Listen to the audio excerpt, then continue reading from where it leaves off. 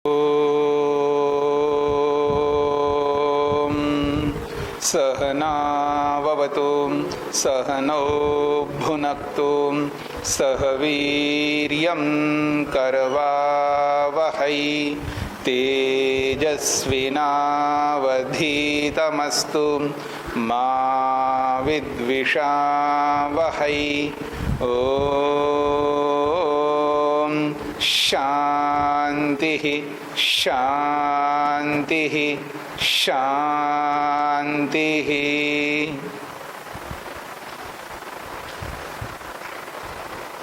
वैशेषिक दर्शन के प्रथम अध्याय को पूर्ण किया है। द्वितीय अध्याय का प्रथम आन्निक चलेगा।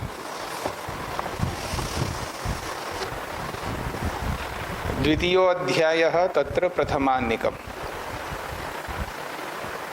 प्रथमाध्याये द्रव्यादयः पदार्था विभागशः उद्दिष्टा अथ च तेषां लक्षणं यथासंभवं कृतम्। अत्र इदानीं विभक्तानां बाह्यद्रव्याणां क्रमशो विशिष्टलक्षणपरीक्षे क्रियेते। कहा जा रहा है प्रथम अध्याय में द्रव्यादि जो 6 पदार्थ है उनका विभाग करके उनका नाम का उल्लेख किया है। उद्दिष्टा उसका उद्देश्य किया, अर्थात उनके नाम पूर्वक उनका विभाग करके बताया है। अथच और तेषां लक्षणम यथा संभवम कृतम, और उन पदार्थों का यथा लक्षण उनकी परिभाषाएं भी की है। अत्र अब यहाँ इस अध्याय में विभक्तानां बाह्य द्रव्यानां, जो अलग अलग बाह्य द्रव्य हैं, अर्थात पृथ्वी जल अग्नि वायु, ये जो बाह्य द्रव्य हैं इनको क्रम से इनका विशेष लक्षण और उनकी परीक्षा, ये दोनों किए जा रहे हैं। भूमिका स्पष्ट हो गई? हाँ जी। बाह्य का मतलब एक तो आंतरिक द्रव्य होते हैं, जैसे मन है, आत्मा है, अंदर के द्रव्य है। पृथ्वी जल वायु ये बाहर के द्रव्य है। बाह्य द्रव्य का मतलब बाहर का। एक्सटर्नल इंटरनल दो चीजें होती है ना। पहला सूत्र है रूप रस गंध स्पर्शवती पृथ्वी। पृथ्वी का विशेष लक्षण किया जा रहा है। पृथ्वी कैसी है? तो रूप रस गंध स्पर्शवती, रूप वाली, रस वाली, गंध वाली और स्पर्श वाली पृथ्वी होती है।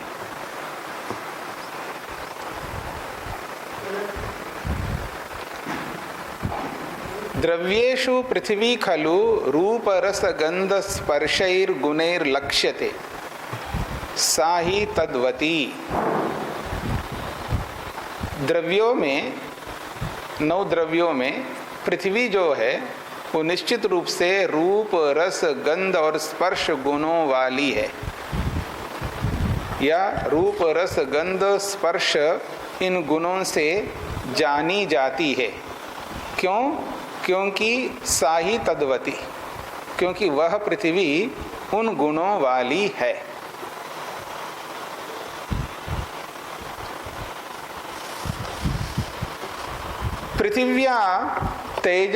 पृथिव्या नैजिको गुणस्तु गंधो अस्ति। आगे एक विशेष बात कही जा रही है। पृथ्वी की अपना स्वयं, नैजिक का मतलब है स्वाभाविक, उसका खुद का गुण जो है वो गंध है। और वक्षति अग्रे, आगे सूत्रकार स्वयं कहेंगे। क्या कहेंगे? व्यवस्थितः पृथिव्याम गंध। पृथ्वी में गंध जो है उसका व्यवस्थित, अर्थात उसका अपना निज गुण है। 5 महाभूत है जी, ठीक है ना? पृथ्वी जल अग्नि वायु और आकाश। तो सर्वप्रथम जब आकाश बनता है तो उसका अपना एक गुण है, विशिष्ट गुण। यूँ तो पदार्थों में बहुत सारे गुण होते हैं, लेकिन उसका जो मुख्य गुण होता है ना, वो आकाश का शब्द गुण है। ठीक है। फिर उसके बाद वायु है, तो वायु का अपना मुख्य गुण है स्पर्श। ऐसे अग्नि है तो उसका अपना मुख्य गुण है रूप। जल है, उसका अपना मुख्य गुण है रस। और पृथ्वी है, उसका अपना मुख्य गुण गंध। लेकिन पृथ्वी जो है अंतिम पदार्थ है पंचमहाभूतों में, तो वो बाकी गुण भी उसके अंदर आते हैं। पहले वाले जो पदार्थ हैं जल, अग्नि, वायु, उनके भी उसके अंदर गुण आते हैं। तो इसलिए वो सांसर्गिक है, यानी उन द्रव्यों के कारण से इनमें आए हैं। अगर वो ना होते तो वो भी नहीं आएंगे। तो इसको सांसर्गिक कहते हैं, यानी उनके संसर्ग से। क्योंकि पृथ्वी केवल एक मात्र पृथ्वी नहीं है, पृथ्वी में जल भी है, पृथ्वी में अग्नि भी है, पृथ्वी में वायु भी है, पृथ्वी में आकाश भी है। समझ रहे हैं? तो इस दृष्टिकोण से उनके संसर्ग से, उनके संयोग से उनके गुण भी इसमें आते हैं। तो इसलिए कह रहे हैं पृथ्वी का नैसर्गिक गुण, स्वाभाविक गुण तो गंध है। और ये बात स्वयं सूत्रकार आगे जाकर के कहेंगे इसी अध्याय के दूसरे आन्निक में। व्यवस्थितः पृथिव्याम गंध, पृथ्वी में गंध जो है वो व्यवस्थित है, अर्थात उसका अपना नैसर्गिक स्वाभाविक है। परंतु केवलेन गंधेन गुणेन स न लक्षयितुं शक्या, केवल गंध गुण से वो लक्षित नहीं होती है। रसादिभिर गुणैः सह स लक्ष्यते, क्योंकि रस, गंध, स्पर्श, इन गुणों से भी वो लक्षित होती है। रसादयो गुणा तो अबादीनाम संति, और रसादि जो गुण हैं वो जल आदि तत्वों के हैं। मतलब रस जो है जल का है, और रूप जो है वो अग्नि का है, स्पर्श जो है वो वायु का है। तो इसलिए कह रहे हैं रसादया, यानी रस, रूप, स्पर्श, ये है रसादय का अर्थ। तो ये गुण अबादि नाम, अब आदि नाम का मतलब है, अब का मतलब जल, और आदि से जो है आप अग्नि और वायु को लेंगे, उनके गुण हैं। पृथ्वी तद अपेक्षया स्थूला, पृथ्वी जो है उन बाकी तत्वों की अपेक्षा से स्थूल है। स्थूलता और सूक्ष्मता अलग अलग प्रकार की होती है। एक स्थूलता और सूक्ष्मता होती है स्थान की दृष्टि से, स्पेस, जगह की दृष्टि से। जो ज्यादा जगह, स्थान, स्पेस को घेरता है, घेरना समझते हैं? हाँ जी, हाँ, वो व्याप्त होता है, ऑक्युपाई कर लेता है वो उसको। तो जिस स्थान में पृथ्वी तत्व का एक परमाणु आता है, उससे कम स्थान में जल का परमाणु आएगा, उससे भी कम अग्नि का आएगा, उससे भी कम जो है वायु का आएगा, ऐसा। तो वो स्थान की दृष्टि से, जगह घेरने की दृष्टि से पृथ्वी तत्व का एक कण जो है अधिक स्थान घेरेगा, और उससे कम स्थान जो है जल तत्व घेरेगा। इसे स्थूल, इस दृष्टि से कहा जाएगा। स्थान की दृष्टि से स्थूल और सूक्ष्मता है। एक ज्ञान की दृष्टि से भी होता है स्थूलता और सूक्ष्मता। ज्ञान की दृष्टि से ये है कि इस शरीर को समझना तो थोड़ा सा आसान है ना, ऊपर ऊपर से जो दिखता है वो समझना बहुत सरल है।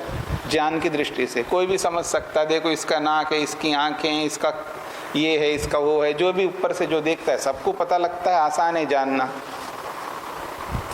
लेकिन अंदर जानना है तो थोड़ा सा उससे सूक्ष्म है ज्ञान की दृष्टि से। और अंदर खोल करके देख सकते हैं, लेकिन इतना आसानी से नहीं जाना जाएगा। लेकिन शरीर विज्ञान को जानने वाले अधिक जानेंगे। और शरीर विज्ञान को जानने वालों में से भी जो सर्जन होते हैं, डॉक्टर होते हैं, वो और ज़्यादा जानेंगे। और उनमें भी, डॉक्टर्स में भी अलग अलग कैटेगरी के होते हैं ना। कोई आई स्पेशलिस्ट है तो केवल आंखों को सबसे ज़्यादा जानेगा वो, कोई हार्ट स्पेशलिस्ट है तो हृदय को सबसे ज़्यादा जानेगा, कोई किडनी स्पेशलिस्ट है तो उसको और ज़्यादा जानेगा। तो ये सूक्ष्मता है ज्ञान की। और ये सब डॉक्टर्स हैं, ये सब कौन है? डॉक्टर्स है। लेकिन डॉक्टरों में भी साइंटिस्ट डॉक्टर भी होता है, वो और ज़्यादा सूक्ष्मता से जानता है।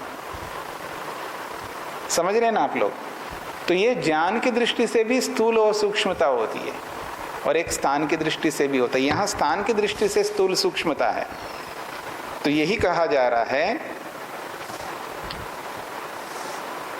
पृथ्वी तदपेक्षया, तदपेक्षया तेषाम अपेक्षया तदपेक्षया, उन जल अग्नि वायु की अपेक्षा से स्थूल है।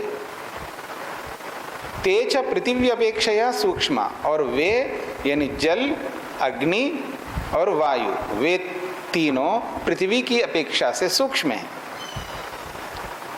स्थूले सूक्ष्मानां प्रवेशेन अवश्यम भवितव्यम।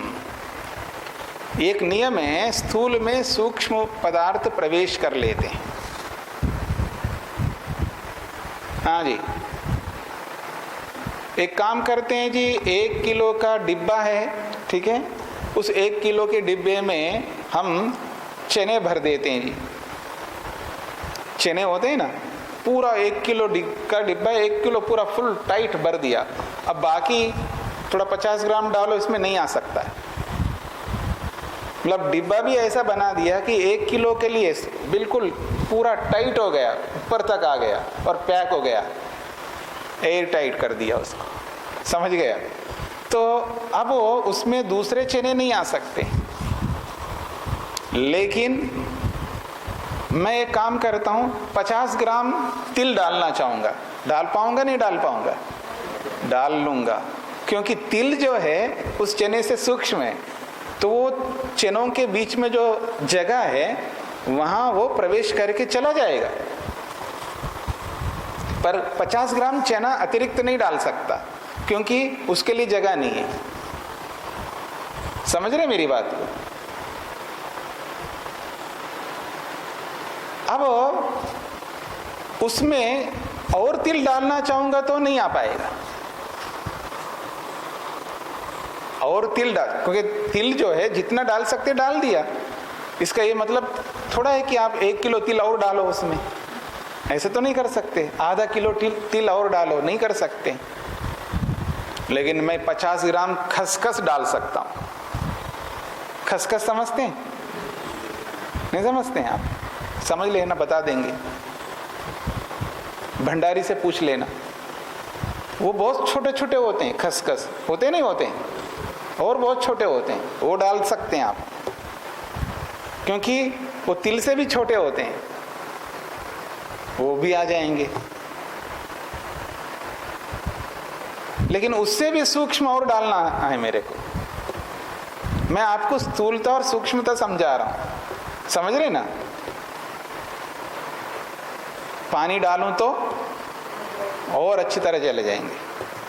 वो बीच बीच में जगह है, उसमें तो जाएंगे जाएंगे, उसके अलावा चने के अंदर भी जाएंगे। चने के अंदर वो खसखस नहीं जा सकता, चने के अंदर वो तिल नहीं जा सकता, लेकिन उस चने के अंदर कौन जा सकता है? पानी जा सकता। और तो और चने क्या, वो तिल में भी जाएगा और वो खसखस में भी जाएगा, क्योंकि वो सूक्ष्म है। तो सूक्ष्म स्थूल में प्रवेश कर सकता है, क्योंकि जो स्थूल है उसके अंदर भी जगह होता है। अगर जगह ना हो तो कैसे जा सकता है वो? समझ में आ रहा है ना? और देखिएगा, अब उस जल में मैं अग्नि को डालना चाहूं, डाल सकता नहीं डाल सकता? हाँ डाल सकता हूं। गर्म पानी से नहाते हो सर्दी में? नहाते हो? पानी गर्म होता है? हाँ, पानी गर्म होता है? होता है? किसने बताया? हाँ जी, पानी का स्वभाव शीतल है तो हमेशा शीतल ही रहेगा, गर्म नहीं हो सकता। अब वैशेषिक पढ़ रहे हो, उत्तर अच्छा दो ना। वैशेषिक पढ़ रहे हो तो उत्तर ढंग से देना चाहिए ना आपको। लेकिन पानी में अग्नि प्रवेश करता है क्योंकि पानी के बीच में भी स्पेस है जो आपके आंखों को नहीं दिख रहा होता है। तो जब पानी हाथ में लेते हो तो पानी गर्म नहीं लगता, पानी के बीच में रहने वाली अग्नि गर्म लगती है, क्योंकि अग्नि का स्वभाव गर्म है, पानी कभी गर्म नहीं होता है। ठीक है, स्पष्ट हो रहा है? तो ये है स्थूलता और सूक्ष्मता। यूं मोटी भाषा में बोलते थे गर्म पानी ले आओ, बोलते हैं नहीं मेरे को गर्म नहीं चाहिए, मेरे को ठंडा पानी चाहिए। हाँ ठीक है, तो वो व्यवहार में यूं बोलने को बोलते हैं, लेकिन वास्तव में पानी गर्म नहीं होता है। पानी ठंडा है तो ठंडा ही रहेगा, पर आपको ठंडा महसूस इसलिए नहीं होता है, उसके ठंडाई को अग्नि ने दबा दिया। जिसका पावर ज्यादा होता है, जिसका वर्चस्व ज्यादा होता है, तो कम वर्चस्व वाले को दबा देते हैं। ठीक है, चलिए, तो ये ही बात कही जा रही यहाँ पर कि तेज पृथ्वी अपेक्षा सूक्ष्म, वो जो जल अग्नि वायु है वो पृथ्वी की अपेक्षा से सूक्ष्म है। देखिएगा, अग्नि पानी से सूक्ष्म है, इसलिए पानी के अंदर चली जाती है अग्नि, और अग्नि के अंदर भी कौन चला जाता है? वायु, वो और सूक्ष्म है। ऐसा ये प्रक्रिया है। स्थूले सूक्ष्मानां प्रवेशेन अवश्यम भवितव्यम, इसलिए स्थूल पदार्थों में सूक्ष्म पदार्थों को प्रवेश होना ही चाहिए। तेना तेषां गुणानामपि तत्र वर्तमानत्वं स्यात्, इसलिए पता लगता है तेना, इस कारण से, तेषां गुणानामपि, उन जल अग्नि वायु इन तीनों के गुण भी तत्र उस पृथ्वी में वर्तमानत्वं स्यात्, उस पृथ्वी में उनकी वर्तमानता होनी चाहिए। तस्मात्, इसलिए, सा रसादि मति इति उक्तम, इसलिए सा पृथ्वी, उस पृथ्वी को रस वाली, गंध तो है ही उसका अपना स्वभाव, गंध के साथ साथ रस वाली भी कहा गया है, और रूप वाली भी कहा गया है, और स्पर्श वाली भी कहा गया है। रसादि मति इति उक्तम, रस आदि वाली कहा गया है। तत्र प्रत्यक्षे रूपगुणस्य प्राधान्यात् प्रथमं रूपम तल्लक्षणे निर्दिष्टम। तत्र मतलब उस पृथ्वी में प्रत्यक्ष करने में सबसे ज्यादा प्रभावित करता है मनुष्य को रूप गुण। किसी का जब प्रत्यक्ष करते हैं, इसलिए सबसे ज्यादा जो प्रभावित करता है वो रूप गुण। पहले रूप को देखता है, फिर उसके बाद रस को देखता है। समझ में नहीं आया तो कुछ दिन रुक जाओ, अब आम आ जाएंगे। कुछ दिन रुक जाओ, आम आ जाएंगे। तो सबसे पहले आप प्रभावित कैसे होते हैं आम से? उसके रूप को देख करके। नहीं, ये हरा है एक जगह पर, नहीं चाहिए मेरे को हरा, हाँ मेरे को बिल्कुल एकदम पीला। रूप गुण प्रभावित करता है, एकदम पका हुआ पीला आम चाहिए। फिर उसके बाद आप क्या करते हैं? हाँ बहुत अच्छी गंध आ रही है, ठीक है ना, गंध को देखेंगे, वो तो आम को देखेंगे। लेकिन मैं आपको ये कहूं कि आपको वो जो मोहन थाल बनाते हैं ना आप लोग, बेसन की चक्की, उसको मोहन थाल कहते हैं यहाँ पर, ठीक है ना। तो उसको देखेंगे तो उसका जो रूप है ना वो अच्छा दिखना चाहिए आपको। और सुना था एक बार क्या किया इन्होंने, हाँ जला दिया है ना, वो रूप अच्छा नहीं दिख रहा है। तो रूप अच्छा भी दिखना चाहिए, फिर रूप अच्छा दिखने के बाद उसका रस देखेंगे आप, ठीक है ना, उसका रस देखेंगे, रस भी अच्छा है, फिर उसके बाद गंध देखेंगे, उसके बाद उसका स्पर्श भी देखेंगे। हाँ ये आप नहीं करते होंगे अलग बात है, लेकिन ये सब देखता है आदमी।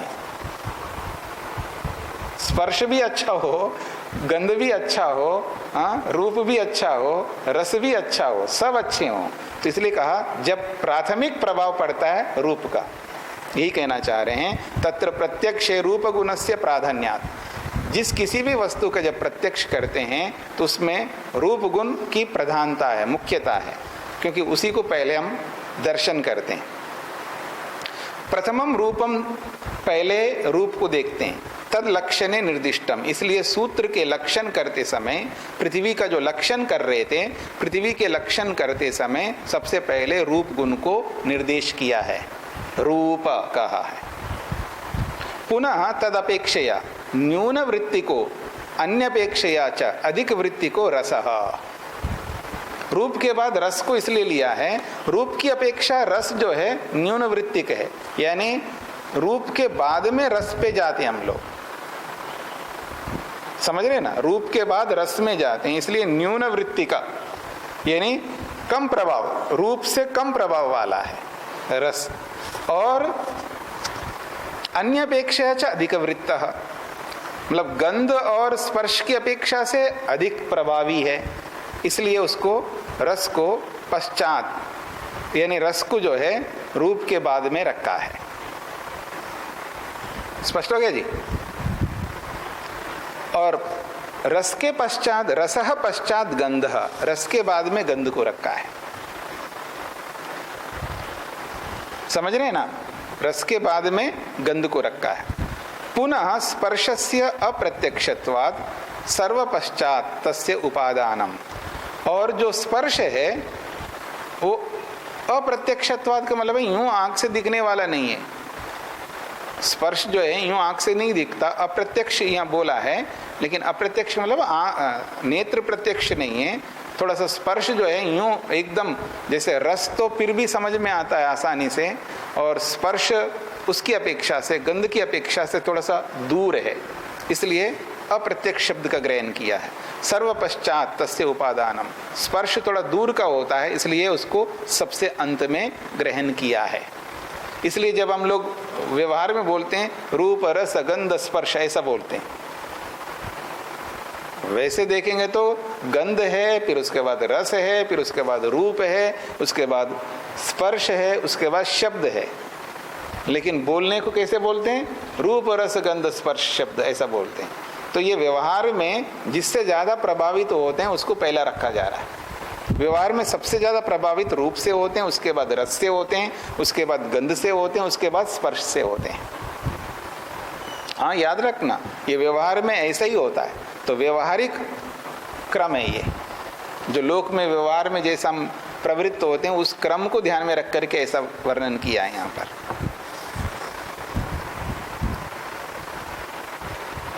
अब देखिएगा, रूप भी एक प्रकार का नहीं होता है ना। कृष्ण पीत रक्त आदि रूपम पृथिव्याम, पृथ्वी के रूप जो है बहुत प्रकार के हैं। कहीं काला है, पृथ्वी में कालापन भी है, काली मिट्टी होती है ना, तो ये क्या है? कृष्ण है। पीत, कोई कोई मिट्टी पीला भी, पीली मिट्टी भी होती है, और रक्त मिट्टी भी है, लाल मिट्टी भी होती है। ऐसे अलग अलग कलर में रूप पृथ्वी के रूप होते हैं। और पृथ्वी के जो रस होते हैं ना, वो भी अलग अलग होते हैं, कटु कषाय आदि रस। पृथ्वी के कटु कषाय आदि रस जो है ना, 6 रस पृथ्वी में आप देखेंगे, मधुर अम्ल लवण कटु तिक्त कषाय, ये सब के सब जो है पृथ्वी में देखेंगे आप। कटु कषाय आदि 6 रस आप देखेंगे। तो कटु कषाय आदि रसई, रसवती पृथ्वी। मधुर भी है, अम्ल भी है, लवण भी है, कटु भी है, तिक्त भी है और कषाय भी है। कटु किसको कहते हैं? हाँ बोलिए। हाँ,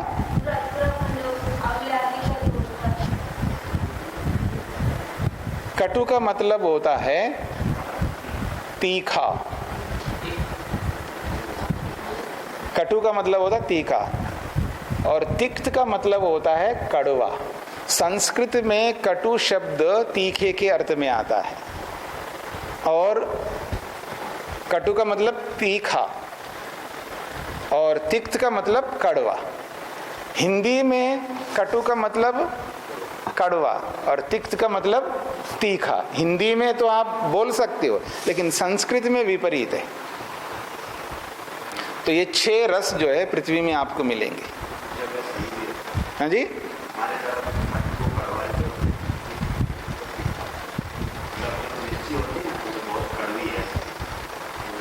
हाँ हाँ, नहीं, कई जगह बोल सकते होंगे। कटु का मतलब तीखा, तीखी मिर्ची को बहुत कड़वा है ऐसा बोलते होंगे।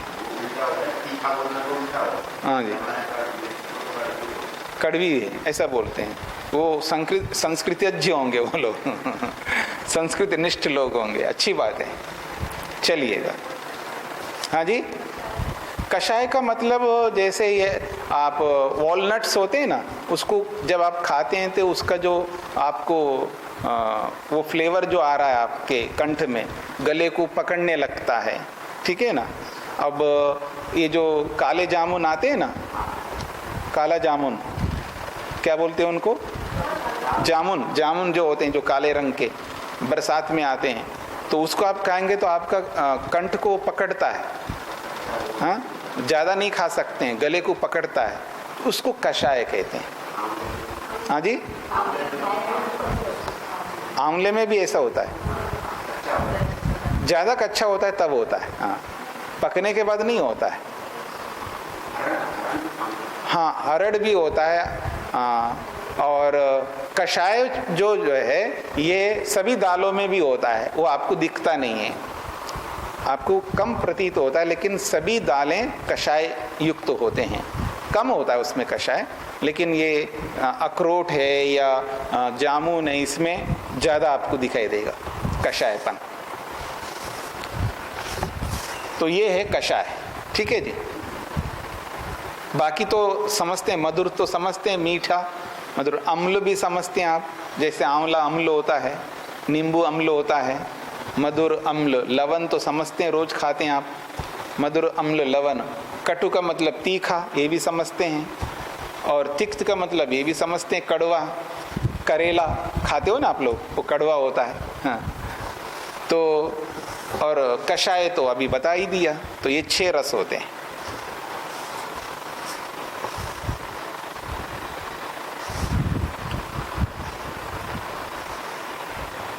तो कटु कषाय आदि रसई रसवती पृथ्वी, कटु कषाय आदि रसों से युक्त रस वाली पृथ्वी है। गंधोपि विविधा, गंध भी विविध प्रकार का होता है, अलग अलग गंध हैं, बहुत दुनिया भर के गंध हैं, लेकिन उनको इतना ना बोल करके उनके 2 विभाग कर देते हैं कि सुरभि असुरभिश्च इति भेदद्वयम्। सुरभि का मतलब अच्छी गंध और असुरभि का मतलब है अच्छी नहीं है, वहाँ से भागने की इच्छा होती है। हाँ, दुर्गंध बोल सकते हो। दुर्गंध नहीं बोल करके अच्छी नहीं लगती। जैसे जो भी शाकाहारी लोग होते हैं, ठीक है ना, अब वो शाकाहारी लोग जब मांसाहार वाले होटल होते हैं ना, उसके बगल से निकलते हैं तो वहाँ उसके बगल से निकलना भी नहीं चाहते हैं।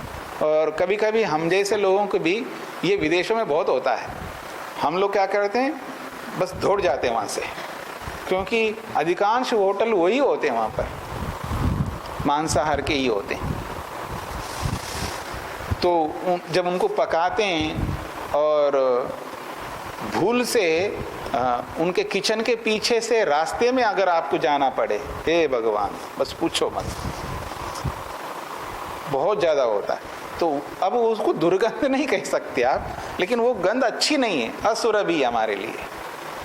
दुर्गंध एक अलग प्रकार का है, लेकिन असुरभि का मतलब है, असुरभि में दुर्गंध भी आएगा और जो जो पसंद आपको नहीं आते हैं वो सब असुरभि है। किसी को कड़वा अच्छा नहीं लगता, उसके लिए असुरभि है वो। किसी को तिक्त अच्छा नहीं लगता, उसके लिए वो असुरभि है, असुरभि है। किसी के लिए लवण ही अच्छा नहीं लगता, लवण खाता ही नहीं है। किसी को मीठा नहीं खाता है, तो ये अपेक्षा से सुरभि असुरभि है। हाँ जी, क्या बोल रहे हैं? क्या गंध के लिए बोला है मैंने?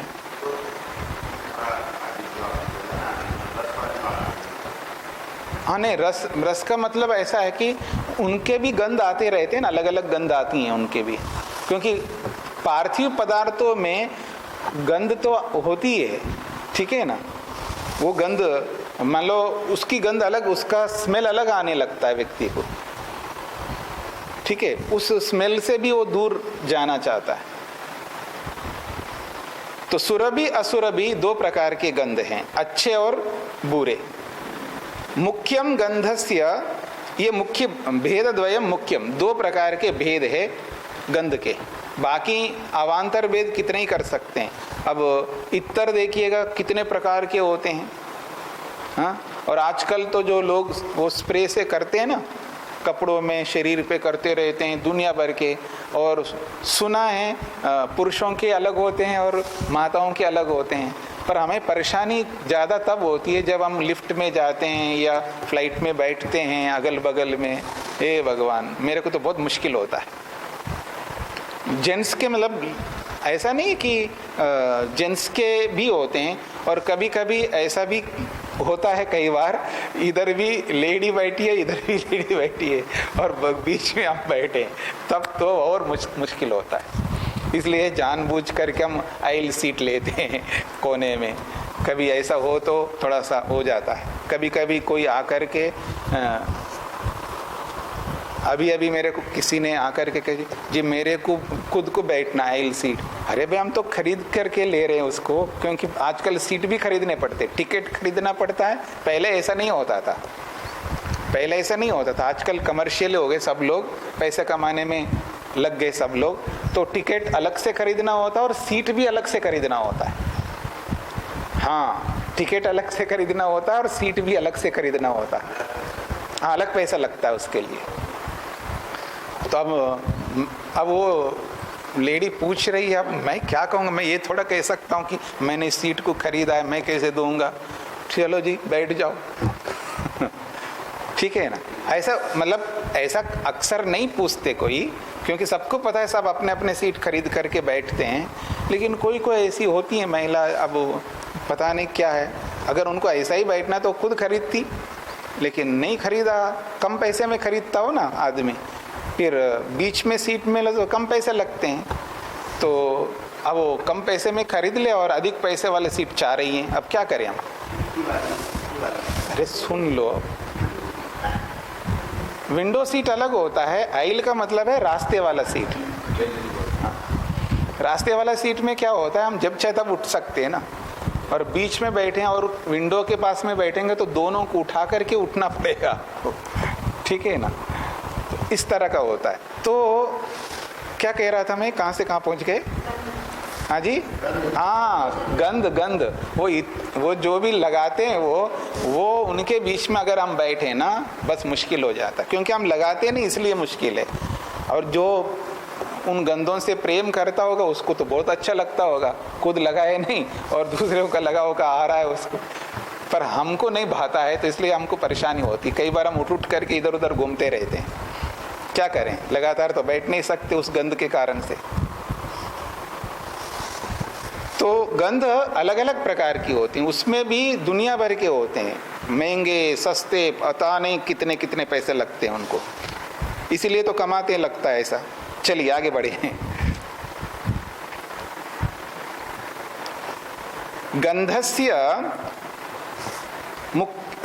भेदद्वयम मुख्यम गंधस्य, गंध के मुख्य रूप से दो भेद हो गए। ये हो गया स्पर्शस्तु अनुष्ण शीतः, और पृथ्वी का जो स्पर्श है वो अनुष्ण और अशीत है, तथा कर्कशादिरपि, और कहीं कहीं कर्कशादि भी होती है।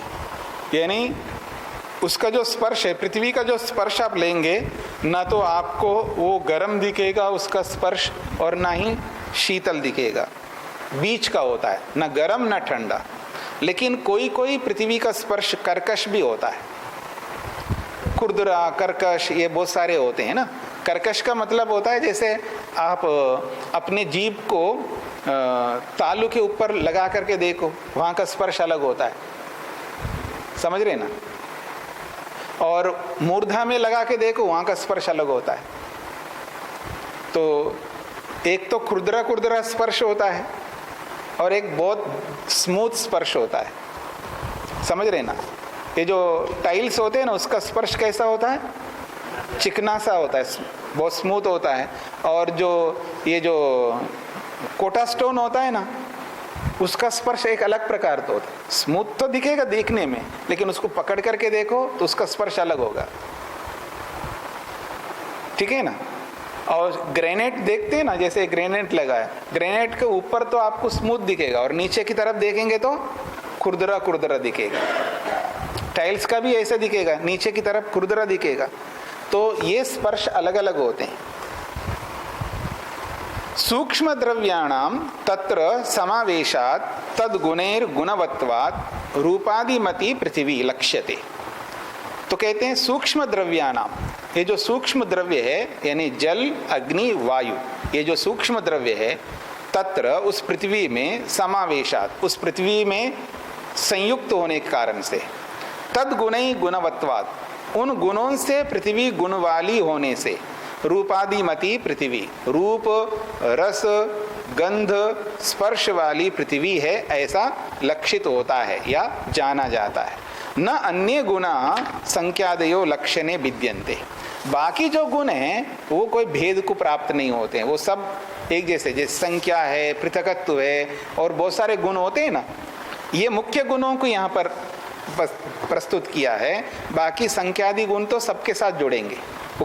जो कॉमन गुण हैं, जो सामान्य गुण हैं, उनको यहाँ नहीं बताया जा रहा है, विशेष गुणों को बताया जा रहा है। जो सामान्य गुण हैं, जो सबके अंदर जनरल गुण होते हैं, वो सबके साथ जुड़ेंगे। पृथ्वी में भी संख्या है, ठीक है ना, तो जल में नहीं है का, जल में भी संख्या है, ऐसे अग्नि में भी संख्या है, वायु में भी संख्या है, आकाश में भी संख्या है, मन में भी संख्या है, आत्मा में भी संख्या है, सब में संख्या है। तो जो गुण साधारण हैं सब में बराबर दिखाई देंगे, उनका उल्लेख नहीं करेंगे। जो विशेष गुण हैं उन्हीं का उल्लेख करेंगे, ये कहना चाह रहे हैं। न अन्य गुण संख्यादयो लक्षणे विद्यन्ते। बाकी जो संख्यादि गुण हैं इस लक्षण में कोई भेद को प्राप्त नहीं होते हैं, क्योंकि वो सबके समान होते हैं। तो समान गुणों का उल्लेख नहीं कर रहे हैं, ये कहना चाह रहे हैं। स्पष्ट हो गया ये।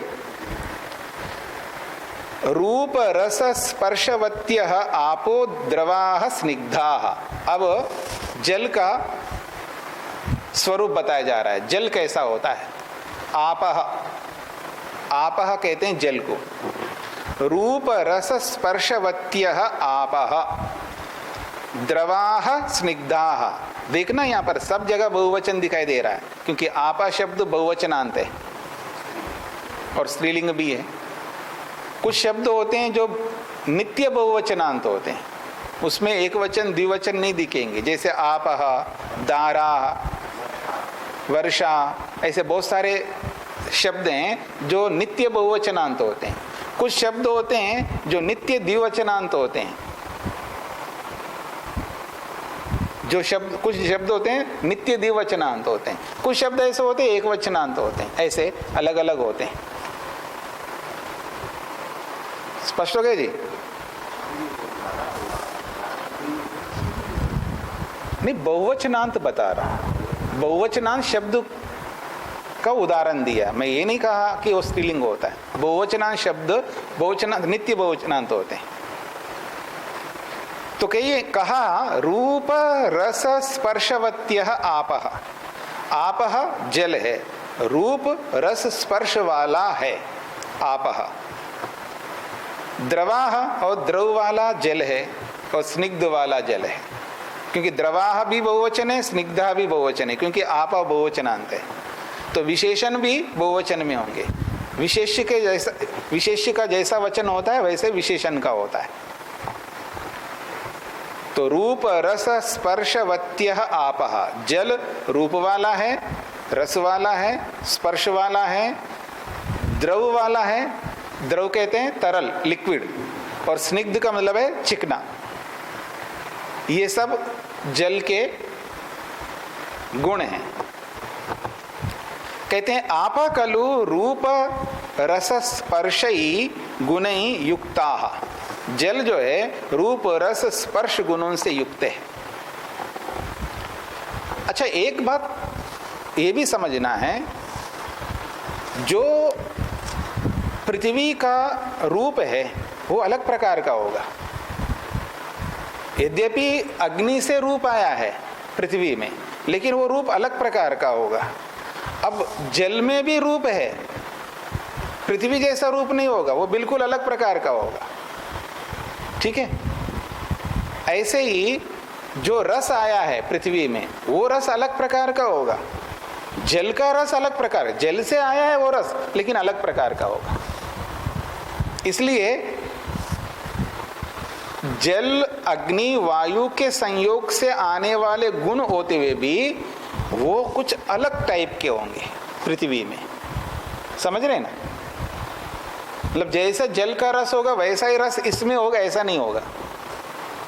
वो संसर्ग से उसका स्वरूप गुणांतर आधानम होता है ना, मतलब एक गुण दूसरे गुण के साथ में मिल जाएंगे तो बदल जाते हैं। पीछे आपने पढ़ा ना, गुण जो है दो प्रकार के होते हैं, समान रूपों को भी उत्पन्न करते हैं और असमान रूपों को भी उत्पन्न करते हैं। गुना गुणांतरम आरंभन्ते, गुणाः गुणांतरम आरंभन्ते। तो गुण गुणों को उत्पन्न करते हैं, दो प्रकार के गुणों को उत्पन्न करते हैं। एक तो समान गुणों को उत्पन्न करते हैं, एक विपरीत गुणों को उत्पन्न करते हैं। दोनों प्रकार के उदाहरण पीछे दिया था, याद आ रहा है आप लोगों को? हाँ, तो जैसे तंतु का रूप जो जैसा होता है वस्त्र का रूप भी वैसा ही आएगा, ये बताया था वहां पर। वस्त्र में तंतु का जैसा रूप होता है वैसा ही रूप वस्त्र में आता है। अगर तंतु पीले हैं तो वस्त्र भी पीला हो जाएगा। ऐसे ही कुछ तत्वों को मिला दो तो जो चूना का रूप है वो सफेद है और हल्दी का रूप जो है पीला है। जब दोनों को मिलाएंगे तो नया गुण उत्पन्न होता है वहां पर, लाल। ऐसा तो गुण अपने समान गुणों को उत्पन्न करते हैं, विपरीत गुणों को भी उत्पन्न करते हैं। तो ऐसे ही यहाँ पर जो पृथ्वी के अंदर गुण आए हैं, जल से, अग्नि से, वायु से, वो इसमें आकर के थोड़ा सा अलग प्रकार के रूप उत्पन्न हो गए, अलग प्रकार के गुणों के रूप में प्रस्तुत हो रहे हैं। तो जो रूप पृथ्वी का है वैसा ही रूप अग्नि का हो जरूरी नहीं है, भले अग्नि से आया है। जो रस जल का है वैसा ही रस पृथ्वी में हो जरूरी नहीं है, ऐसा समझना है। और जो स्पर्श वायु का है वैसा ही स्पर्श पृथ्वी का हो ऐसा जरूरी नहीं है, थोड़ा सा अंतर होता है। हाँ जी,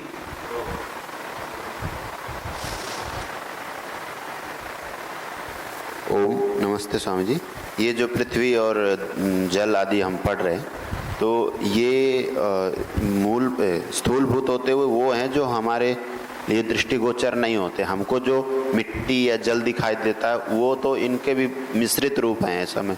हाँ जी, हाँ जी, मतलब उसमें आया हुआ है तो वो ही दिखाई देने वाले में आ रहे हैं, ऐसे समझ लेना। जल है वो हमारी आंखों से जो जल दिखाई देता वो नहीं है ना? वो भी ले सकते हैं और पीछे वाला भी ले सकते हैं। हाँ, क्योंकि जो हमें आंखों से दिखता है जल, उसमें हमको कई बार गंध भी पता लगती है, तो क्योंकि यहाँ तो गंध से रहित है तो नहीं, वो जो है उसके लिए आगे बताऊंगा। जो गंध रस में, जल में जो गंध दिखता है वो पृथ्वी सीधा सीधा हमको दिखता है। मिट्टी मिल करके पानी में आ रहा है, जैसे बरसात होती है पीछे, तो पीछे बरसात होते है तो मिट्टी बह करके आ जाता है पानी में, तो मिट्टी की जो गंध है वो जल में आ जाती है। वो स्थूल संसर्ग है। ये जो संसर्ग है सूक्ष्म संसर्ग है। दो प्रकार का संसर्ग होता है। संसर्ग का मतलब संयोग।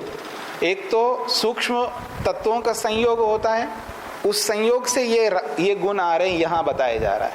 और एक स्थूल संयोग होता है, उससे भी आ जाते हैं।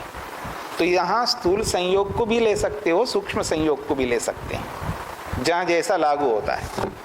ठीक हो गया? तो कह रहे हैं आप कलु रूप रस स्पर्शेर गुणेर युक्ता, तत्र उस जल में रूप स्पर्शो तो गुणो अग्निवायु वायुवो संसर्गतः। ठीक है जी।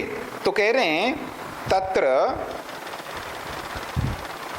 तत्र उस जल में रूप स्पर्शो, एक तो रूप और स्पर्श दो गुण है ना, ये दोनों गुण रूप स्पर्शो तु गुणौ, रूप और स्पर्श रूपी गुण जो है अग्नि वायुव्यो, अग्नि और वायु इन दोनों के संसर्ग से आते हैं।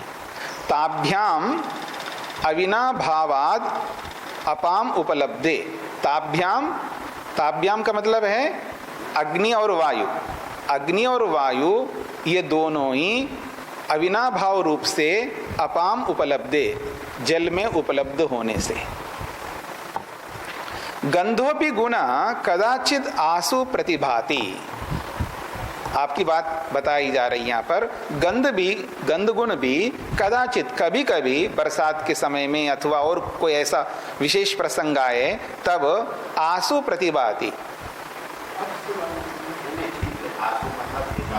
हाँ जी, हाँ जी, हाँ जी, जी, आसु जलासु प्रतिभाति ऐसा है। गंधोपि गुण कदाचित आसु जलासु प्रतिभाति, इन जलों में दिखाई देने लगता है। सच पार्थिव वस्तुनः सामायिक संपर्कतः तत्संपर्क अभावे अपसु गंधस्तु न उपलभ्यते। तो कहते हैं ये जो जलों में कभी कभी गंध जो अनुभव में आती है, सच पार्थिव वस्तुता, और वो जो गंध है वो पृथ्वी वस्तु के सामयिक संपर्क से, सामयिक का मतलब है विशेष संपर्क होने पर, परिस्थिति विशेष में संपर्क होने पर ऐसा उस गंध की अनुभूति होती है। तत्संपर्क अभावे, जब पार्थिव वस्तु का संपर्क का जब अभाव हो जाता है, यानी संपर्क नहीं हो रहा होता है, उस स्थिति में अपसु गंधस्तु न उपलभ्यते, फिर जल में वो गंध की उपलब्धि नहीं होती है, उसकी प्रतीति नहीं होती है। एवं इसी प्रकार से गंध गुणवत्वे तु लक्षण व्यभिचारो अस्ति तस्मान् न उक्ता। गंधगुण का लक्षण में व्यभिचार होने से उस गंधगुण को लेकर के नहीं कहा है। यानी गंधगुण कभी जलों में प्रतीत होता है और कभी गंधगुण प्रतीत नहीं होता है, क्योंकि उसी गुण को लक्षण में देंगे जो सदा प्रतीत होने लगे। तो ये कभी होता है कभी नहीं होता है, तो व्यभिचार हो रहा है। तो व्यभिचार होने के कारण से गंधगुण को लक्षण में नहीं पड़ा है, ये कहना चाह रहे। पुनस्तरला संश्लेष धर्म च आपो भवन्ति इति। और एक बात है कि जल में तरलता होती है, तरला आपा, तरला आपह, क्योंकि जल तरल होता है, उसका स्वभाव होता है। और एक बात है संश्लेष धर्म, संश्लेष कहते हैं चिकनापन, जल में भी चिकनापन होता है नहीं होता है, वो आपको नहीं दिखता है, हंस रहे हो ना। जब आटे में जल डालो तो वो जोड़ता नहीं जोड़ता है, आटे को जोड़ता नहीं जोड़ता। अगर आटे में जल नहीं डालो तो लोंदा नहीं बन सकता, और लोंदा बना है उस जल के चिकनाहट के कारण से। अच्छा, घी में चिकनाहट होता है, तो जब लड्डू बनाते हैं, लड्डू में अगर घी नहीं डालो, तेल नहीं डालो, तो लड्डू बन जाएगा, क्योंकि उसमें जब घी डालते हैं वो घी में जो चिकनापन होता है उससे लड्डू गोल बन जाता है। ठीक इसी प्रकार से आटा में अगर आटे को ऐसे ही गोल बना तो बनेगा नहीं बनेगा, पानी डालो तो बनेगा, क्योंकि पानी में वो चिकनापन होता है। अब स्पष्ट हो गया? आपके हाथ को या आपको नहीं दिख रहा है इसका मतलब नहीं होता, ऐसा नहीं होता है, आपको अनुभूति नहीं होती है, समझ रहे ना। आपके आंखों से, आपके हाथ से आपको नहीं पता लग रहा है, क्योंकि आपके हाथ में, आपके आंखों में इतना सामर्थ्य नहीं है कि उसके चिकनापन को आप जान सके। समझ रहे हो? कुछ बोलो। हाँ जी, हाँ जी। नहीं होता है, थोड़ा तो रहता है, शरीर अच्छा बनता है ना शरीर। जब चिकनाई शरीर में आता है तो बिना, जैसे कुछ लोग साबुन नहीं लगाते, ठीक है ना, कुछ लोग नहीं लगाते, जैसे मैं नहीं लगाता हूँ, तो मैं केवल पानी से स्नान करता हूँ, तो उसमें मेरे शरीर में चिकनापन रहता है, थोड़ा सा रहता है। साबुन लगाएंगे तो ज़्यादा लगेगा, क्योंकि साबुन में चिकनापन होता है।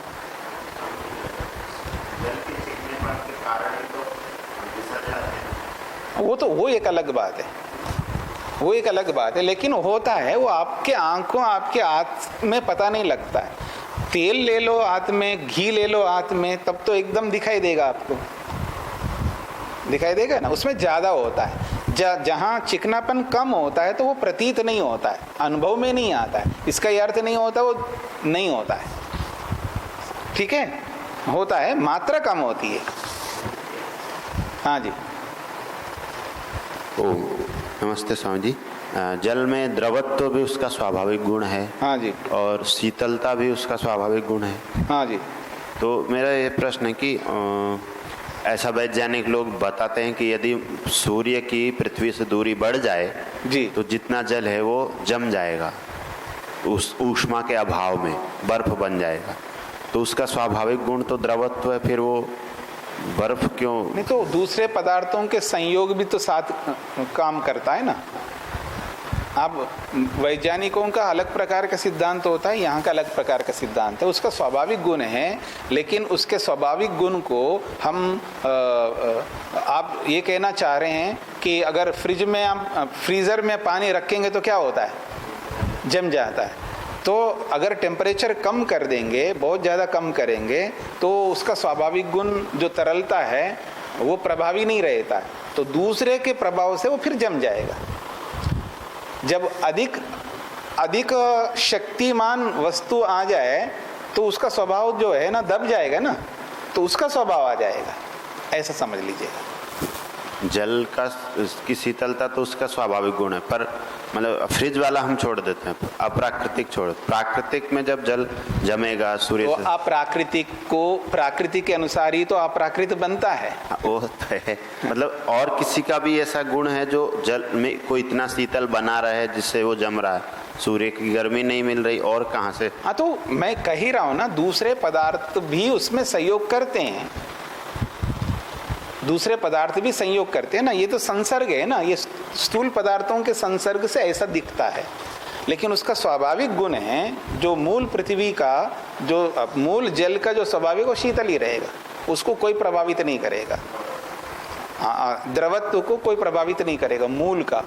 लेकिन जब स्थूल पदार्थ लाते हैं तो स्थूल पदार्थों के साथ और भी स्थूल पदार्थ जुड़े रहते हैं ना, केवल जल तत्व थोड़ा रहता है वहाँ पर, वहाँ जल भी है, पृथ्वी भी है, बहुत सारे तत्व है, उनका प्रभाव रहता है, तो उनके प्रभाव से वो तरल भी आ जाता है और बर्फ भी जम जाता है। ऐसा जो जल की शीतलता को मतलब कितने में हम स्वाभाविक माने कि ऐसा नहीं पता लगेगा, आपको प्रत्यक्ष करना होगा समाधि में जा करके। हाँ, क्योंकि पृथ्वी का प्रत्यक्ष, जल का प्रत्यक्ष तभी होगा ना, पंचमहाभूतों का जब प्रत्यक्ष होता है, वो पंचमहाभूतों का प्रत्यक्ष जब आप समाधि में करोगे तब आपको अनुभव में आएगा। वैसा कैसे अनुभव में आएगा? नहीं आएगा। यहाँ जो अनुभव में आते हैं तो उनसे मिले हुए पदार्थ हैं, हमको अनुभव में आ रहे हैं। ये जो बात बताई जा रही है मूल तत्व के गुणों को बताया जा रहा है, तो इन मूल तत्व के गुणों के साथ साथ में उन मूल तत्वों से मिलकर के बनी हुई चीज है, उसमें भी वैसा स्वभाव देखा जाता है। जैसे पृथ्वी तत्व मूल है, जो परमाणु है वही स्थूलभूत है, लेकिन ये जो दिखने वाली पृथ्वी है ये उससे बना हुआ है, ठीक है ना। यानी पांचों भूतों को मिलाने पर ये दिखने वाली पृथ्वी हमको दिखाई दे रही। तो इस दिखने वाली पृथ्वी में भी अधिक मात्रा किसकी है? मूल पृथ्वी की है। ऐसा समझ, जैसे शरीर को पार्थिव कहा जाता है, ठीक है ना। पार्थिव का मतलब है मूल पृथ्वी तत्व है। ये जो दिखने वाला पृथ्वी तत्व नहीं है, दिखने वाला पृथ्वी तत्व अधिक नहीं है, इसमें दिखने वाला जल ज्यादा है इस शरीर में। अगर इस शरीर को आप इस शरीर में से जल निकाल दो तो कितना प्रतिशत है जल पता है? 80% जल है शरीर में। उसको सारा निकाल दो तो अधिक मात्रा शरीर में किसकी है? जल की है। लेकिन बोला जाता पार्थिव, तो ये पार्थिव तत्व नहीं है जो दिखने वाली, ये मूल पृथ्वी है, वो है इसके अंदर, वो अधिक है, ऐसा समझना है, ठीक है। ओम स्वामी जी बताते हैं कि शरीर में जल अधिक है, परंतु जब चोट लगती है तो रक्त बाहर निकलता है, पानी तो निकलता नहीं। क्या जी? जल रक्त बाहर निकलता है। हाँ जी। तो जल तो दिखाई नहीं देता। तो रक्त में क्या है? जल नहीं है क्या?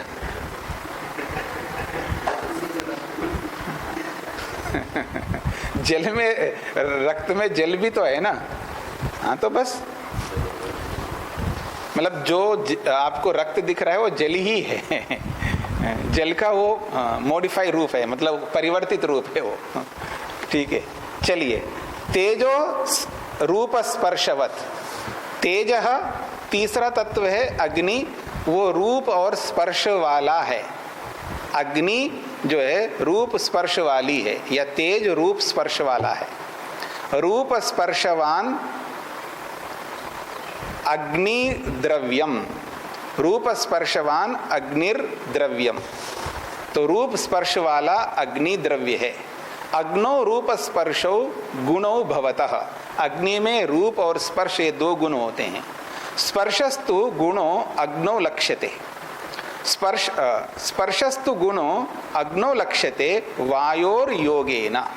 ये जो स्पर्श गुण अग्नि में जो दिखाई देता है ये वायु के संयोग से दिखाई देता है। ये तो वायु योगस्य तत्र अनिवार्यत्वम, क्योंकि वायु का संयोग तो उस अग्नि में अनिवार्य रूप से होता है।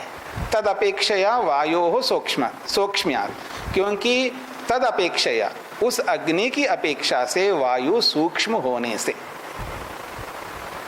तो यहाँ पर सभी जगह पर आपको समझना है कि ये जो लक्षण बताए जा रहे हैं ये मूल पृथ्वी, मूल जल, मूल अग्नि, मूल वायु के बताए जा रहे हैं।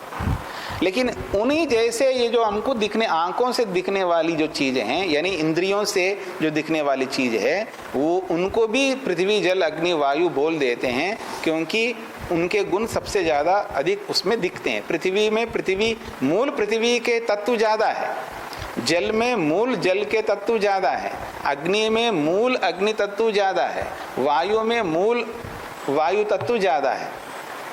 यद्यपि ये जितने भी इंद्रिय गोचर है ये सब पांचों भूतों को मिलाने पर बने हुए हैं, और उनका नाम वही क्यों रखा है ये आपका प्रश्न हो सकता है।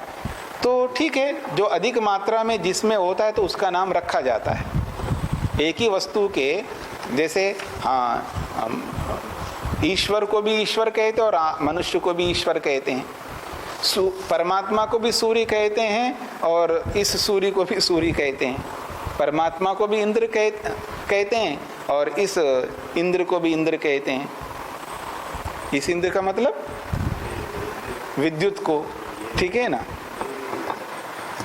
देखो, ये हमेशा इस व्यक्ति को जो है ना क्या कहना चाहिए, इनको कभी भी समझ में नहीं आ सकता है। जो बताया जा रहा है ना वही सुनो ना, जब आप पढ़ाएंगे तो आप बता देना मेरे से ज्यादा। ठीक है, तो ईश्वर के जो जो नाम हैं तो वो जिन जिन गुणों के कारण से ईश्वर के वो नाम हैं, वैसा ही गुण इन जड़ पदार्थों में दिख रहे हैं तो उनको भी उन नामों से बोला जा रहा है।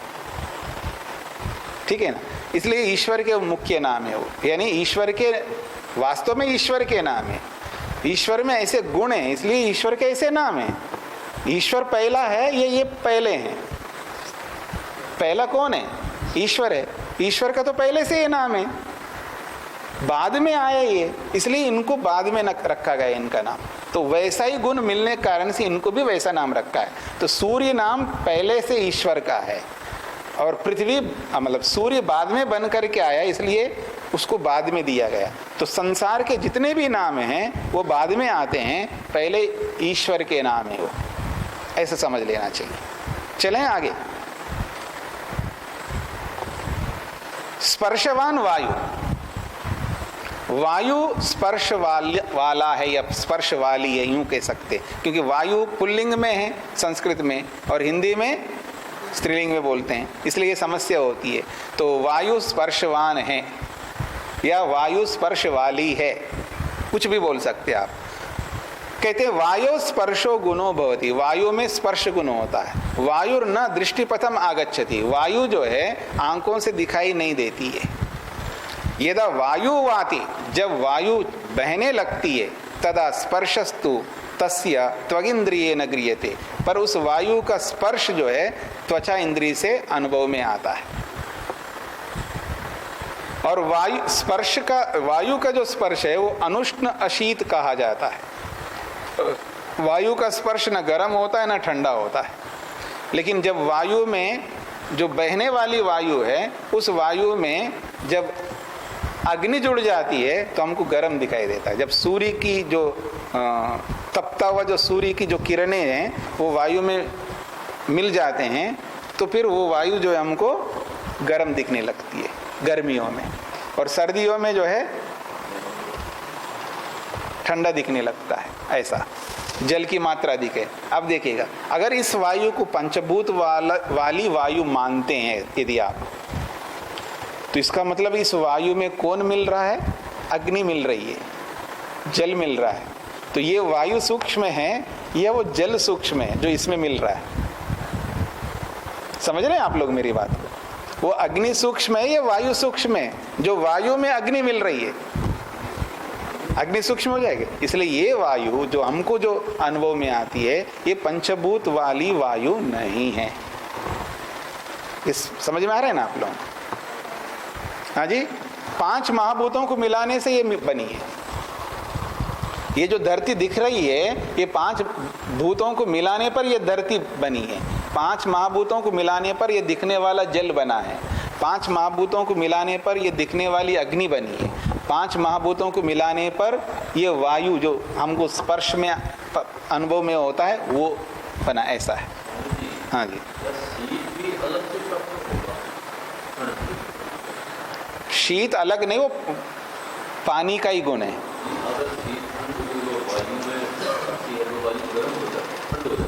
जी जी, वो तो उसमें मिलकर के आ रही है ना, इसलिए फिर वही बात है, वो जल का ही माने हैं। जल उसमें मिला हुआ है, यूं समझ लीजिएगा। सूक्ष्म जल होता है ना, सूक्ष्म जल वायु में मिल करके आता है।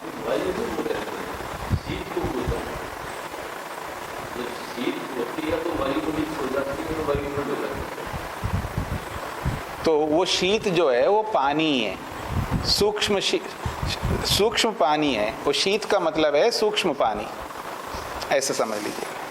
ठीक है। अब कह रहे हैं ते आकाशे न विद्यन्ते ते गंध रस रूप स्पर्शा गुणा आकाशे न विद्यन्ते न भवन्ति।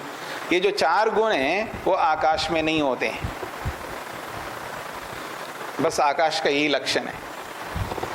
आकाश में गंध रस रूप स्पर्श नहीं होते हैं। फिर आकाश में क्या होता है? शब्द होता है, वो आगे बताएंगे, वो विशेष लक्षण करेंगे उसका। सर्पिर जतु मधुच्छिष्टानाम अग्नि संयोगा द्रवत्वम अद्भि सामान्यम। अभी कोई द्रव न, उसका स्वरूप द्रवत्व नहीं होता है, द्रव के रूप में नहीं होता है, तरल नहीं होता है, लेकिन किसी के कारण से वो द्रव बन जाता है। तो उसके लिए कहा सर्पी। सर्पी का अर्थ होता है घृत। ठीक है जी। और जतु, जतु जो है लाख। ये जो सुवर्ण आभूषण बनाते हैं ना सोने के, तो सोने को जोड़ने के लिए लाख लगाया जाता है, वो जो काला काला होता है उसको कहते हैं लाक्ष। ये जतु भी कहते हैं। मधुच्छिष्टा, मधुच्छिष्ट का मतलब मोम। मोम समझते हैं ना? गोंद नहीं, ये जो मधुमक्खियों की छत्ता होती है ना, तो उसमें जब मधु निकालते हैं तो जिसमें से निकालते हैं ना वो होता है मोम। हाँ जी, हाँ जी, उसको मोम कहते हैं। और यहाँ मधुच्छिष्ट कहते हैं, यानी शहद का बचा हुआ। शहद निकालने के बाद जो बचा रहता है ना उसको मधुच्छिष्ट कहते हैं, उसको मोम कहते हैं हम भाषा में। ये और ये घी है, लाख है और मोम है, इन सबको द्रव बना देता है अग्नि। अग्नि संयोगात, अग्नि का संयोग इसमें दे दिया जाए तो द्रवत्वम, वो द्रव बन जाता है। तो जब द्रव बन जाता है वो अद्भि सामान्यम, वो जल जैसा बन जाता है, पानी के समान वो बन जाते हैं। स्पष्ट हो गया जी? जिनको समझ में नहीं आए तो वो पूछेंगे। आगे बढ़ते हैं। तथा, हाँ, घृत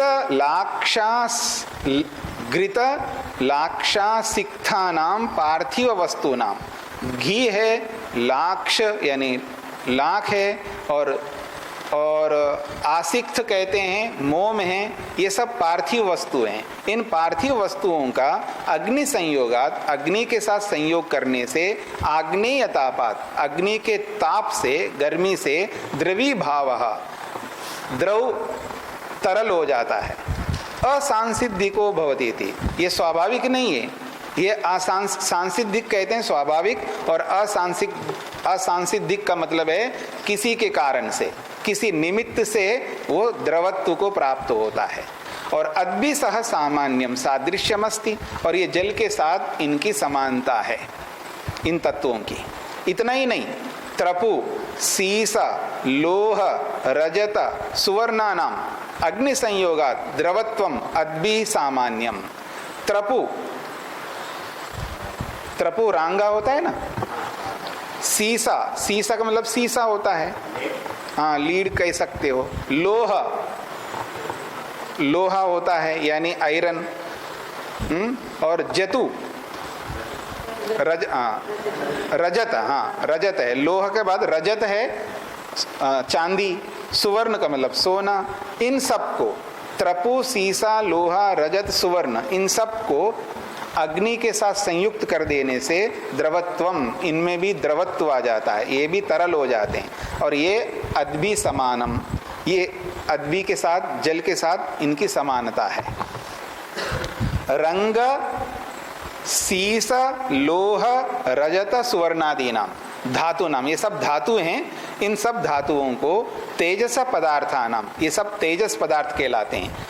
तेजस पदार्थ का मतलब है इसमें तेज, अग्नि गुण अधिक मात्रा में है, इसलिए इसको तेजस पदार्थ कहते हैं। प्रखराग्नि तापात, प्रखर अग्नि के ताप से, बहुत अधिक अग्नि का संयोग इसमें दे देने से द्रवी भावो, इनमें द्रवत्व आ जाता है, तरल बन जाते हैं।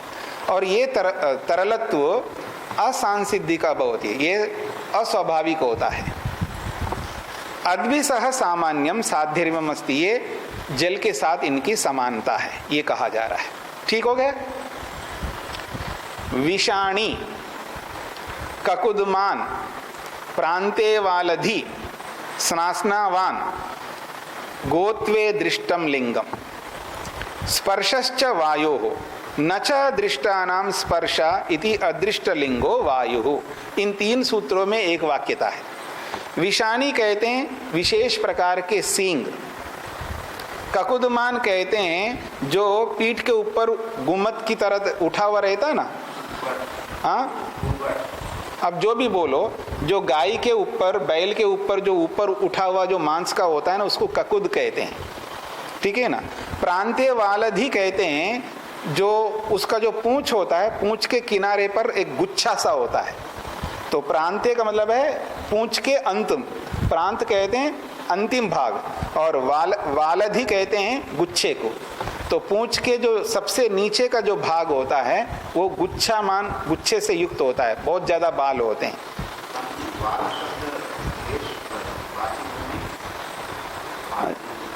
वालधि का मतलब है वो केश तो है लेकिन गुच्छे को कहते हैं यहाँ पर।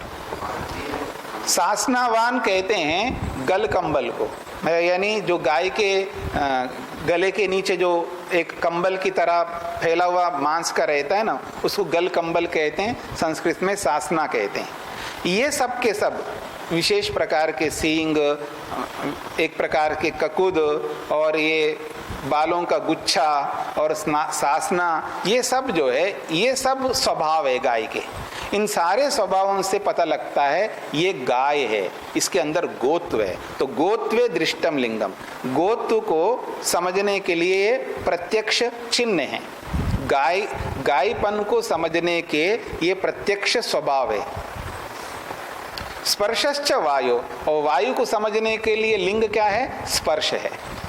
स्पर्श से ही वायु को समझ सकते हैं, उसके अलावा और कोई कारण नहीं हमारे पास। और गुण से गुणी का पता लगता है। अगली बात, न च दृष्टानम स्पर्शः इति अदृष्ट लिंगो वायु। ये जो स्पर्श है ये दृष्ट पदार्थों का लिंग नहीं है, चिन्ह नहीं है, क्योंकि स्पर्श किसी भी पृथ्वी का लिंग नहीं बना है। स्पर्श जल का नहीं बना है, अग्नि का नहीं बना है।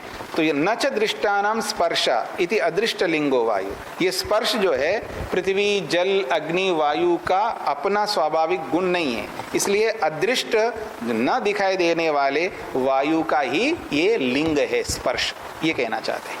स्पष्ट हो गया जी।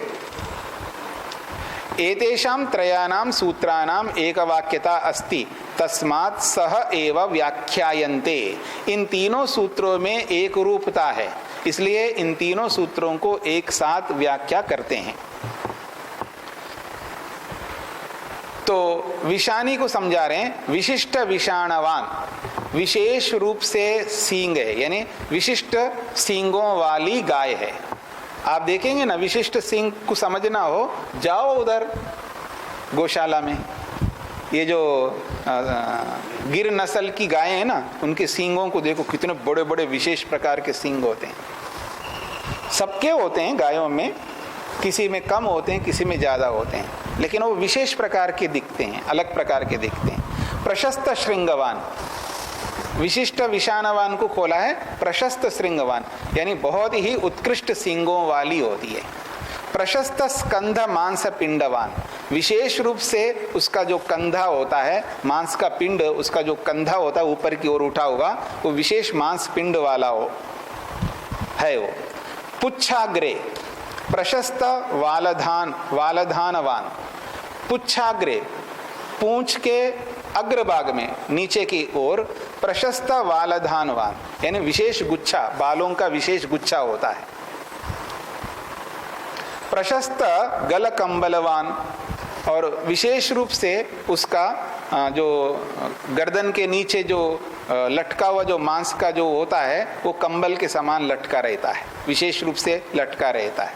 इति एवं प्रत्यक्षीभूतम लिंगम लक्षणम, ये प्रत्यक्ष होने वाले चिन्ह हैं, और यही चिन्ह लक्षण बन रहे हैं, यही गुण बन रहे हैं गोत्व को, गोत्व जाति को समझने के लिए। गोत्वे जातो यथा भवति, जैसे गोत्व और गोत्व जाति में ये विशेष चिन्ह लक्षण बनते हैं, ये स्वभाव। स्पर्श च वायो तथा च स्पर्शो लिंगम लक्षणम गुणो वायोरस्ति, और स्पर्श जो है ये चिन्ह बनता है, लक्षण बनता है वायु को समझने के लिए। गुणश्च गुणिनम साधयति यदाश्रितः स भवति, गुण जो है हमेशा गुणी को बताने वाला होता है। साधयति का मतलब है सिद्धयति, गुण सदा गुणी को सिद्ध करता है, क्योंकि यदाश्रितः स भवति, क्योंकि वो गुण उसी के आश्रित रहता है। भेदस्तु इयान एव यत, भेद तो केवल मात्र इतना ही है कि दृष्टानाम नेत्रेंद्रिय पर्यंत प्रत्यक्षी भूतानाम रूपवताम पृथ्वी अप तेजसाम न खलु स्पर्शो लिंगम अदृष्टमस्ति। भेद तो इतना ही है कि जो दृष्ट पदार्थ है, जो नेत्रेंद्रिय से नेत्रेंद्रिय पर्यंत दिखने वाली जो प्रत्यक्ष में आने वाले जो रूप वाले पृथ्वी है, जल है और अग्नि है। नेत्रेंद्रिय से प्रत्यक्ष होने वाले पृथ्वी, जल और तेज रूपी जो द्रव्य है, इन द्रव्यों का न खलु स्पर्शा लिंगम, ये स्पर्श इन द्रव्यों का लिंग लक्षण नहीं बनता, इसलिए अदृष्टम अस्ति, ये अदृष्ट पदार्थ का ही लिंग है ये स्पर्श गुण। अतः हेतु हो, इसी हेतु से अदृष्ट लिंग कह स्पर्श लिंग को वायुरस्ति, इसी दृष्टि से अदृष्ट लिंग वाला स्पर्श लिंग वाला वायु पदार्थ है। यहां तक स्पष्ट हो गया जी। यह ऐसा केवल स्पर्श त्वगिंद्रियेन अनुभूयते, यह ऐसा केवल स्पर्श, ये जो स्पर्श है, जो केवल स्पर्श है, वो त्वग इंद्रिय से अनुभव में आता है। गंध रस रूपवद द्रव्य प्रत्यक्ष मंतरेण तस्य आश्रयेन गुणिना भवितव्यम ही, कहते हैं गंध रस रूप वाले जो द्रव्य हैं, जो कि प्रत्यक्ष होने वाले हैं, ऐसे प्रत्यक्ष होने वाले द्रव्यों के बिना ही तस्य आश्रयेन गुणिना भवितव्यम। इन प्रत्यक्ष होने वाले द्रव्यों के बिना ही ऐसे द्रव्य का आश्रय लेने वाला ये गुण होना चाहिए जो कि वायु है। न खलु गुणो गुणिनम अंतरेण भवति। कोई भी गुण बिना गुणी के नहीं रह सकता, केवल गुण कहीं भी स्वतंत्र रूप से नहीं रह सकता। न च दृष्टानाम गंधरस रूपवताम पृथिव्यप तेजसाम लिंगम अस्ति। और जो दिखाई देने वाले गंध रस रूप वाले जो पृथ्वी जल अग्नि है, उनका लिंग तो ये बिल्कुल नहीं बन सकता स्पर्श। अथच पृथ्वी जलाग्निषु, और जो पृथ्वी जल और अग्नि है इनके जो स्पर्श होते हैं वो अलग प्रकार के होते हैं। जैसे पृथ्वी का स्पर्श पृथु है, पृथु का मतलब है एक प्रकार से विस्तार से उसका स्पर्श होता है हमको। जब पृथ्वी को आप छुएंगे तो उसका पृथु विस्तार है, यानी विस्तृत स्पर्श होता है उसका। पृथ्वी का जो स्पर्श होता है वो विस्तृत स्पर्श होता है, थोड़ा सा नहीं होता है ना। जैसे वायु का जो स्पर्श होता है वो थोड़ा सा में होता है।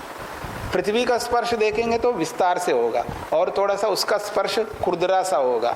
पृथु का मतलब यहाँ पर थोड़ा सा खुरदरा सा होगा, थोड़ा सा क्या कहते हैं आप, कठोर सा होगा। ये पृथु शब्द का अर्थ लेना है।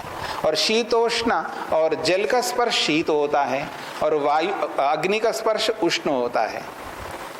ठीक है जी। अथच पृथ्वी जल अग्निषु, पृथ्वी जल अग्नि इन तीन तत्वों में पृथ्वी का जो स्पर्श होता है वो पृथु होता है, थोड़ा खुरदरा होता है। जल का स्पर्श शीत होता है, अग्नि का स्पर्श उष्ण होता है। ते वायु संनियोगेन एवं, और ते वायु संनियोगेन एवं वायो तदंतर अवशिष्टत्वात्। तो उनका जो स्पर्श हो रहा है वो स्पर्श वायु संनियोगेन एवं, ते का मतलब है उनमें जो स्पर्श होता है, भले वो पृथु स्पर्श है, शीत स्पर्श है, उष्ण स्पर्श है, वो वायु के संयोग से ही होता है। वायो तदंतर अवशिष्टत्वात्, क्योंकि पृथ्वी जल और अग्नि में वायु विद्यमान होने से उनके अंदर वायु विद्यमान रहती है। तत्र तत्र स्थितम पृथुत्वम शीतत्वम उष्णत्वम वायुरेव प्रद्योतयति प्रकटयति। तो तत्र तत्र उन पदार्थों में स्थित जो स्पर्श है, जैसे कि पृथ्वी में स्थित स्पर्श जो है वो पृथुत्व है, थोड़ा कठोर सा है, थोड़ा सा खुरदरा सा है, ऐसा है। और जल में विद्यमान जो स्पर्श है वो शीतत्वम, वो शीत है। और अग्नि में विद्यमान जो स्पर्श है वो उष्णत्वम, वो उष्ण है। वो ये सारे के सारे स्पर्श वायुरेव प्रद्योतयति, वायु के कारण से ही प्रतीत होते हैं या प्रकट होते हैं। तद धर्म रहित केवल स्पर्शो वायो गुण इति सुतराम सिद्धम। और उन धर्मों से रहित, यानी पृथुत्व से, शीतत्व से, उष्णत्व से रहित जो केवल स्पर्श जो होता है वो वायु का ही गुण है, ऐसा सरलता से सिद्ध होता है। ये कहना चाह रहे हैं। स्पष्ट हो गए जी? बाकी बातें बाद में समझेंगे।